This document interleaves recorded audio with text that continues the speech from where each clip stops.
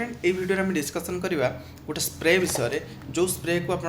लगेबे या व्यवहार मेनली करा जाए सेक्सुअल एक्टिविटी को बढ़ावाई जो मानकर इरेक्टाइल डिस्फंक्शन बा पेनिस इरेक्शन होनी हार्डनेस आसुनी और से सेक्स जो करुँच तार ड्यूरेशन बहुत कम तो से मैंने यही स्प्रे को व्यवहार करें तो ये स्प्रे को केमी व्यवहार करेंगे से कथा डिस्कसन करिया। ए स्प्रे को आम व्यवहार करें दिनर मात्र 3टा स्प्रे मारे थे व्यवहार करेंगे दिन ठीक अच्छे 3टा स्प्रे मारे केत मारे ना सेक्स कर 15 मिनट 20 मिनट पूर्वर मारे कौ जगार मारे मनकर यहाँ आपणकर पेनिस पेनिस हूँ टीप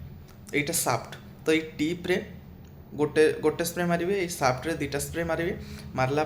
आपणकर कौन हम ना ताकू किसी मिनिट पर 2 मिनिट 3 मिनिट पर टिश्यू रे हल्का पोछीदेवे पोछी सारा कौन हम ना ये धीरे धीरे धीरे धीरे ये एक्टिवेट हम आपण सेक्स करें नॉर्मली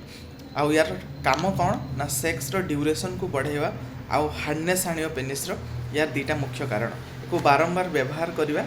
ठीक नुह तो आपण एक व्यवहार करें नॉर्मली ठीक अच्छे आउ यार